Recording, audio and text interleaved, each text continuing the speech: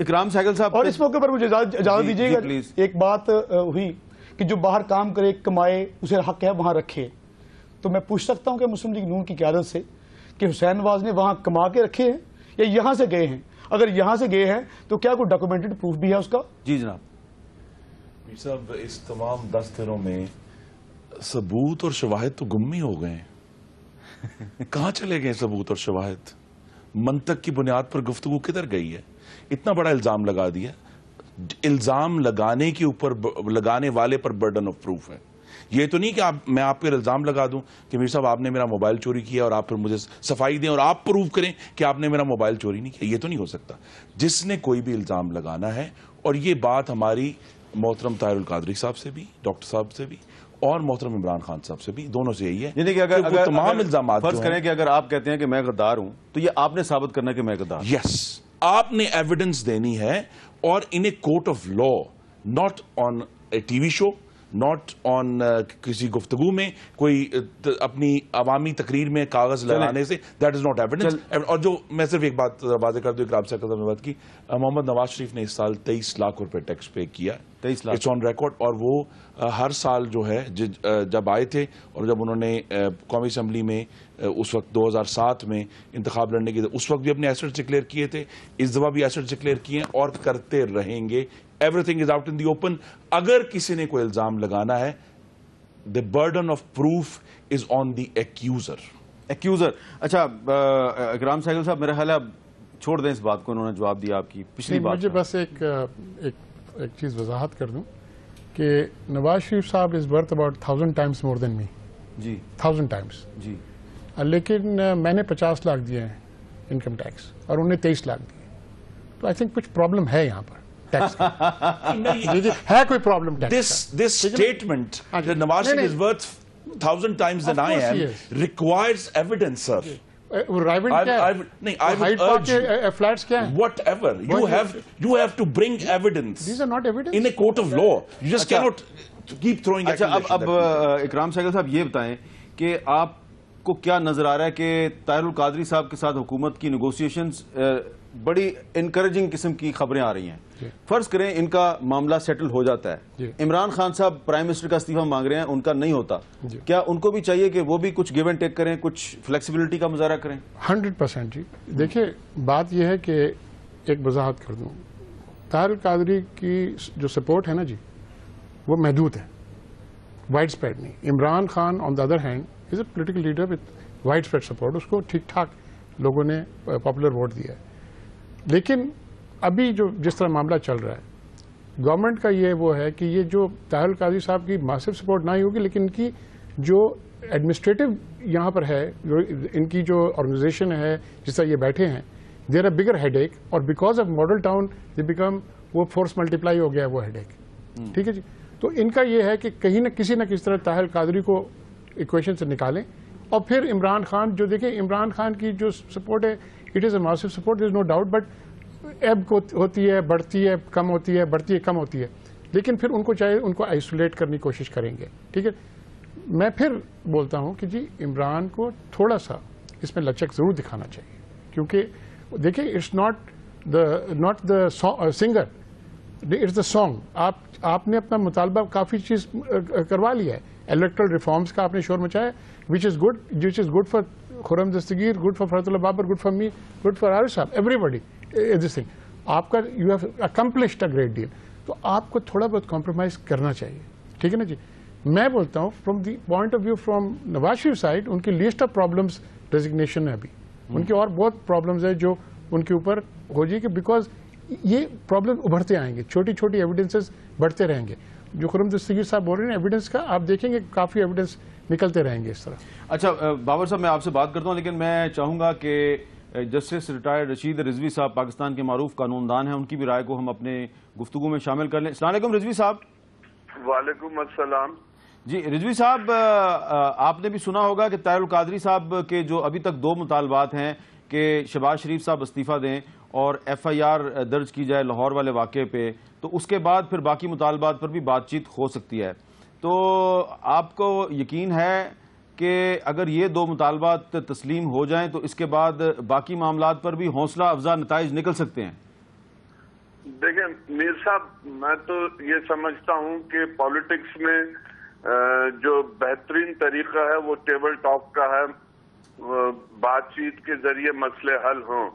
اب یہ کہنا کہ جی جب تک پورے مطالبات منظور نہیں ہوں گے ہم جائیں گے نہیں، تو وہ تو ایک ڈیڈ لاک کی صورت پیدا کر رہے ہیں. اب یہ تو پھر ضد ہے کہ جی ہمارے، پھر تو یہ کوئی ریکنسیلیشن یا کوئی معاملات کا سلجھانا یا کوئی نیگوسیشنز تو نہیں ہے.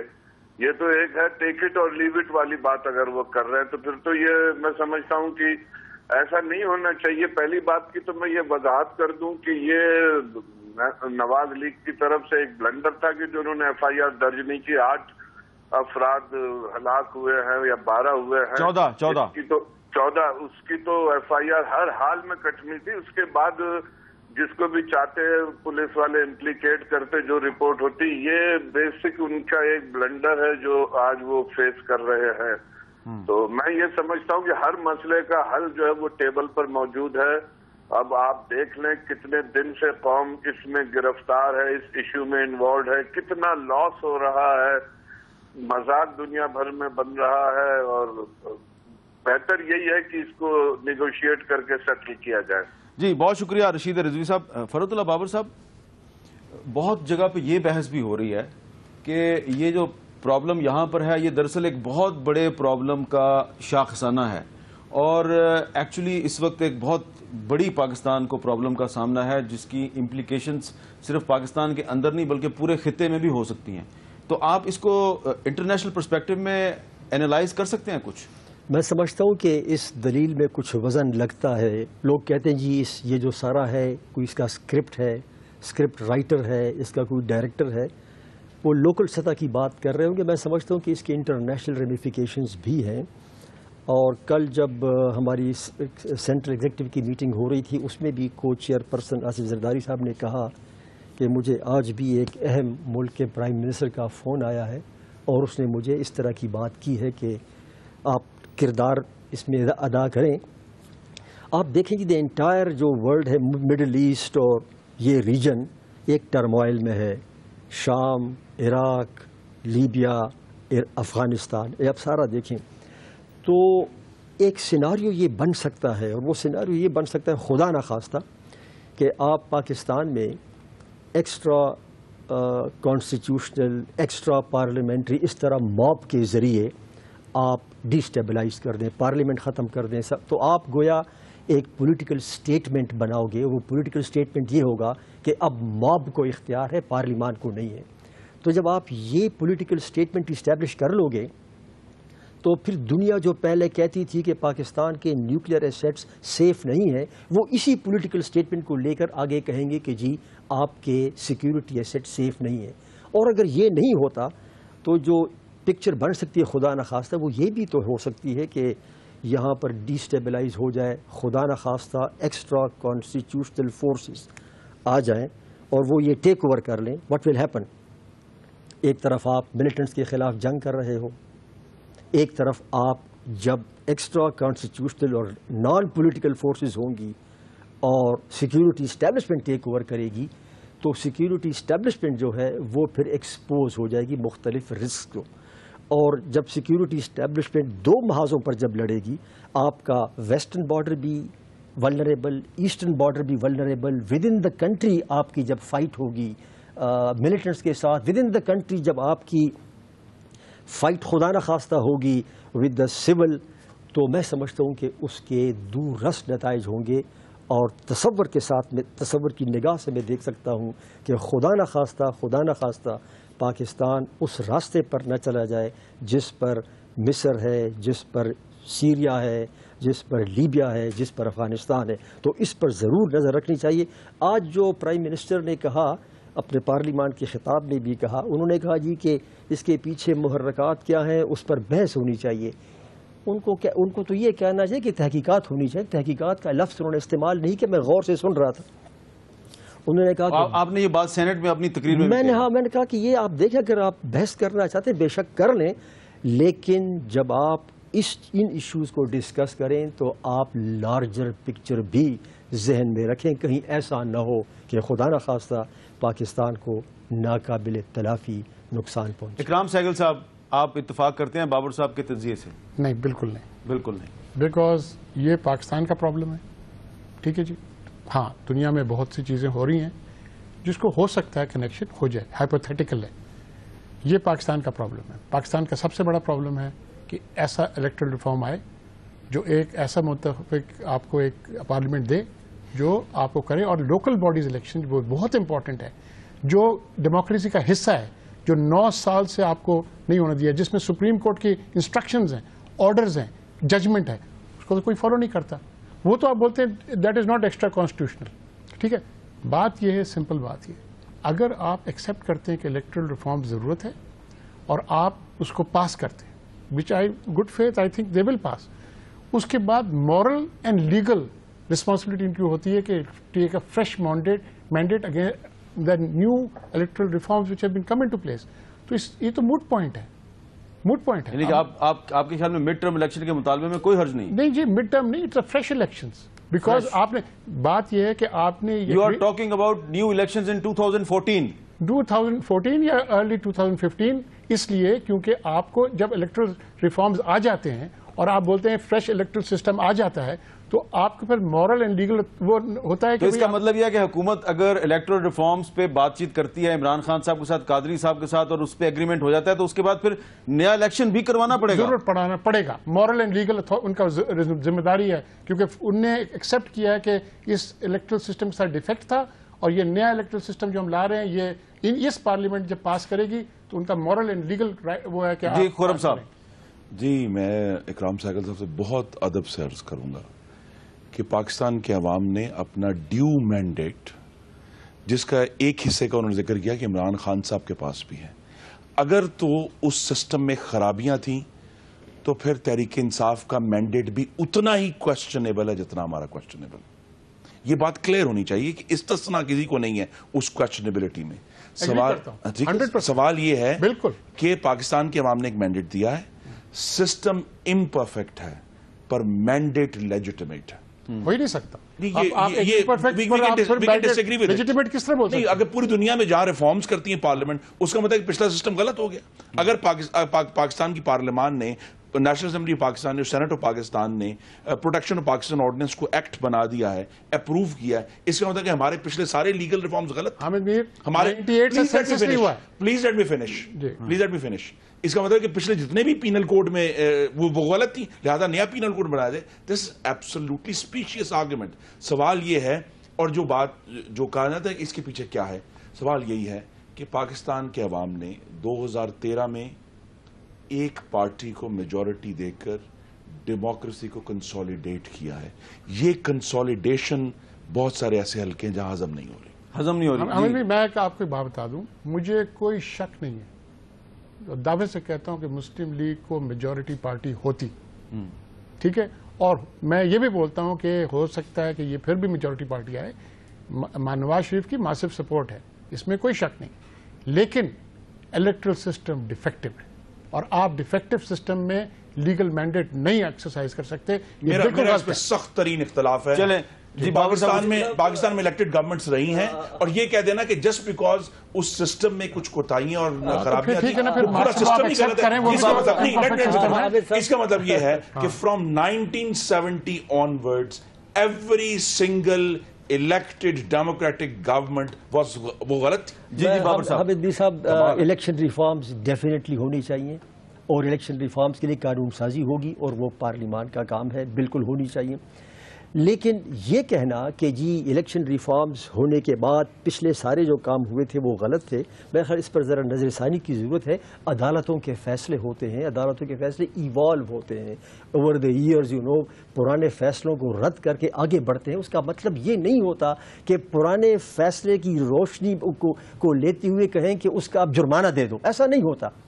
اس لیے پارلیمان کے ذریعے آپ کو الیکشن ریفارمز کرنی پڑیں گی۔ عمران خان کا یہ مطالبہ بالکل جائز تھا، کمیٹی بن گئی ہے آلریڈی، آپ اس کو ٹائم فریم دے دیں کہ 1 مہینے 3 مہینے میں اندر کر دیں، انتخابات میں انتخابی اصلاحات لے آئیں، and then proceed further, that is the way out. یہ کہنا کہ انتخابات میں دھاندلی کسی ایک پارٹی کے ساتھ ہوئی ہے یہ درست نہیں ہے. سب کے ساتھ ہوئی ہے. اکراس دا بورڈ ہر ایک کو گلا ہے, ہر ایک کو. اچھا عارف چودھری صاحب ایک بات بڑی اہم ہے, دیکھیں ہم کہتے ہیں نا ووٹ امانت ہے. آپ کے ٹی وی چینل بھی اس وقت بہت بڑی اس نے کیمپین چلائی. پاکستان کے عوام کی میجورٹی نے یہ امانت محمد نواز شریف کے حوالے کی ہے, اور ہم یہ امانت کسی کو بزور طاقت چھیننے نہیں دیں. وہ آپ کی بات ٹھیک ہے خرم صاحب, لیکن ہم نے یہ کمپین چلائی کہ ووٹ امانت ہے. پھر جب اس امانت میں کہیں کہیں خیانت ہوئی تو پھر ہم نے اسی جگہ پہ بیٹھ کے وہ خیانت بھی دکھائی, کیونکہ وہ بیلٹ پیپر میرے پاس آ گئے, وہ مورے میرے پاس آ گئی. یہی تو بات ہے. دس از ہاؤ دھاندلی رکنی چاہیے تھی نا, لیکن الیکشن کمیشن نے نوٹس نہیں لیا ان چیزوں کا. This is how democracy proceeds. ہاں بالکل, that the faults of democracy are to be cured with more democracy, بالکل not by throwing all this. اور اصل بات بھی صاحب, اس تمام آئین کی اور آئین کے تحت بننے والے اداروں کی جائزیت کو چیلنج کرنا ہمیں پھر انتہا پسندوں کی گود میں ڈال دے گا. یہ جائزیت ایسا انشاءاللہ ایسا نہیں ہوگا. لیکن عارف چودھری صاحب اب صورتحال یہ ہے کہ اکرام چودھری صاحب کہہ رہے ہیں کہ جی الیکٹرل ریفارمز کے بعد نیا الیکشن ہونا چاہیے. سوری اکرام سہگل صاحب, سوری اکرام سہگل صاحب کہہ رہے ہیں کہ الیکٹرل ریفارمز کے بعد نیا الیکشن ہونا چاہیے. تو آپ کی پارٹی جو ہے اس نے پچھلا الیکشن نہیں لڑا, بائیکاٹ کیا, تو آئندہ آپ الیکشن لڑیں گے؟ میر صاحب ہم نے پچھلا الیکشن چھوڑا ہی اس لیے تھا کہ ہم موجودہ الیکٹرل سسٹم کو اس قابل نہیں سمجھتے کہ اس سے اہل لوگ منتخب ہو کر آ سکتے ہیں. خرم دستگیر صاحب بیٹھے ہیں, یہ انکار نہیں کر سکیں گے اس سے کہ جب ان کے پاس الیکٹیبلز نہیں تھے تو سیٹیں 12 رہ گئی تھیں. پھر الیکٹیبلز اس آمر سے واپس آئے تو سیٹیں 100+ ہو گئیں. یہ الیکشن الیکٹیبلز کا الیکشن ہے, قابلیت کا نہیں, اہلیت کا نہیں. ایسا سسٹم نہیں کہ لوگ اپنی آزاد رائے سے اہل لوگوں کو منتخب کر سکیں. ہم نے یہی کہا ہے کہ موجودہ نظام انتخاب کو آسمانی صحیفہ نہیں ہے. یہ کوئی قرآن پاک کا فیصلہ نہیں کہ ہم اس سے آگے پیچھے نہیں ہو سکتے. خدارا اس سسٹم کو بدلنے کے لیے اور اس نظام کو چند لوگوں کے آہنی شکنجوں سے نکالنے کے لیے اور عوام کو آزاد رائے دینے کے لیے کچھ بہتر فیصلے کر لیے جائیں. ہماری بات نہیں سنیں گی. ہم نے اس وقت ڈیمانڈ کیا تھا کہ آئین میں آرٹیکل 62-63 بھی ہیں, اگر اسی نہیں مان لیا جاتا. وہ ریفارم نہیں تھی, آئین میں موجود ایک حصے پر امپلیمنٹیشن تھی. آرٹیکل 63 کہتا ہے کہ جو شخص 2 ملین لون لے اور ڈیفالٹ کر جائے کوئی ایک انسٹالمنٹ تو وہ الیکشن نہیں لڑ سکتا. اس اسمبلی میں کتنے لوگ ہیں جو اس حصے پر پورا اترتے ہیں؟ جو شخص 6 ماہ تک یوٹیلٹی بلز پے نہ کرے یا ان کی مقدار 10,000 سے بڑھ جائے وہ الیکشن نہیں لڑ سکتا. تو کیا ان چیزوں پر عمل درآمد کیا گیا؟ بدقسمتی سے آروز نے آرٹیکل 62-63 کا مذاق اڑایا, لوگوں سے دوسری شادی بات کرنا شروع کر دی, دعائے کنوز سننا شروع کر دیا. وہ آرٹیکل یہ ڈیمانڈ نہیں کرتے. یہ ہے اس شخص کی عام جو پبلک شہرت ہے. یہ 62-63 یہ بھی کہتی ہے کہ آپ جھوٹے نہ ہوں, آپ جھوٹے نہ ہوں, یہ بھی اس میں ہے. آپ جو وعدہ کریں اس پہ عمل درآمد کریں. اور تب وعدہ کیا فرقت اللہ بابر صاحب کی پارٹی نے ہمارے ساتھ, اور اس وعدے سے ڈرا کر گئے. جو ریٹرن ایگریمنٹ ہوا تھا اسی ڈی چوک میں بیٹھ کر ہم نے اعتبار کیا کہ معاہدے ہونے چاہیے, بات مان لینی چاہیے, لیکن بعد میں جو ہوا وہ پوری قوم نے دیکھا. لیکن اور ہم نے کہا تھا اس میں ایک شک یہ بھی شامل تھی کہ آپ کے خلاف جو مقدمات درج ہیں آپ کے خلاف کوئی کارروائی نہیں ہوگی, تو انہوں نے وعدہ پورا کیا, آپ کے خلاف کوئی کارروائی نہیں کی انہوں نے ایک حصے کا. اور ایسے مقدمات پاکستان میں آپ کو پتا ہے بنتے بھی ہیں اور ختم بھی ہو جاتے ہیں. اسی طرح بے شمار مقدمات ہمارے کے ساتھ معاہدے کی بات کی ہے. اس معاہدے میں یہ تھا کہ جو بھی آئین اور قانون کی روح سے قابل عمل ہوگا اس پہ عمل کیا جائے گا. مقدمات وغیرہ کوئی نہیں بنے اور اس کو جو آئین قانون کے مطابق تھا اسی پر عمل کیا گیا. وہ اپنا معاہدہ پڑھ کے دیکھ لیں تو آپ کو پتہ لگ جائے گا کہ اس میں یہی تھا کہ وہ اسکروٹنی جو ہے وہ آئین اور قانون کے مطابق ہوگی. اور یہی معاہدے میں کہا گیا تھا کہ آئین قانون کے مطابق آپ آئین قانون کے مطابق آپ کے پاس راستہ کھلا ہے, وہ راستہ آپ اختیار کریں. لیکن ایک فرقت اللہ بابر صاحب اب آخر میں پروگرام کے آخر میں اب ایک بہت سے لوگ ایک بات جاننا چاہتے ہیں کہ آپ کی حکومت جو ہے اس نے بڑے ہی خوبصورت طریقے سے بڑے پیار محبت سے چودھری شجاعت صاحب کو ساتھ لیا, کنٹینر میں گئے, تھوڑی سی بات چیت ہوئی, مسئلہ حل ہو گیا. آپ نے ان کو جلدی منا لیا تھا.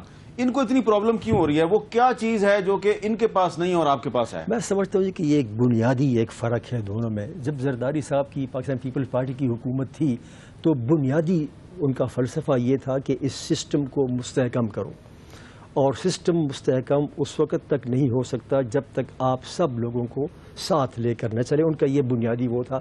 جو پی ایم ایل این کا میاں صاحب کا جو ایک المیہ ہے وہ یہ ہے کہ وہ سب کو لے کر نہیں چل رہے، اور یہی چیز جو ہے ان کی، حالانکہ سب ان کے ساتھ چل رہے ہیں اس کرائسس میں، حالانکہ پہلی بار ایسا ہوا ہے کہ پوری کی پوری پارلیمان، خاص سینٹ ہو شکریہ ادا کیا دو دفعہ، اور اگر کاش یہی وزیر اعظم صاحب اسی پارلیمان پر نثار کرتے. اب ثبوت انکا ہو گیا ہے، اسی طرح پاکستان کے عوام کی منشا بھی انکا ہو گئی ہے کہ کوئی جتھا لا کے کہہ رہا ہے ایسے ہونا چاہیے، کوئی ٹاک شو پہ کہہ رہے ہیں. پاکستان کے عوام کہاں گئے، ان کی رائے کہاں گئی as expressed on the ballot box. Okay, but the reality is کہ جتھے کے ساتھ آپ مذاکرات کر رہے ہیں، ہم کر رہے ہیں، جتھا کبھی نہیں، ہم کر رہے ہیں. اگر صاحب جتھا ہی کہتے ہیں، لیکن میں نے چوئی صاحب، میں نے وہی بات آپ سے بھی پوچھنی ہے نا، تو لوگ کچھ چیزیں عام آدمی بھی تو جاننا چاہتے ہیں نا. ہم نے اتنی سکیل گفتگو کی ہے، الیکٹرل ریفارمز، یہ وہ کیا چیز ہے جو پیپلز پارٹی میں ہے اور نون لیگ میں نہیں ہے؟ پیپلز پارٹی کی بات آپ نے جلدی مان لی، ان کو آپ نے تگنی کا ناچ نچایا ہوا ہے. ایک جملہ صرف کہوں گا جی،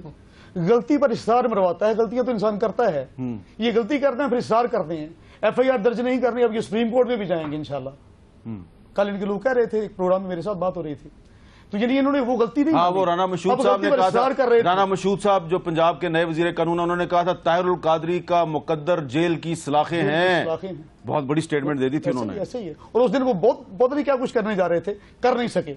اسی طرح 4 حلقوں سے بات نکلی تھی، پوری اسمبلی تک. یہ پیپلز پارٹی والے جو ہیں، یہ بیچارے شریف لوگ آ کے منت ترلا کیا آپ کو، آپ نے ان کی بات مان لی، ساری باتیں مان لی، لیکن عمل درآمد نہیں ہوا. اب ہمارا اعتبار بھی ذرا مجروح ہو گیا ہے. آئندہ ہم کسی سے تحریر کرتے ہوئے بھی بہت کچھ سوچیں گے.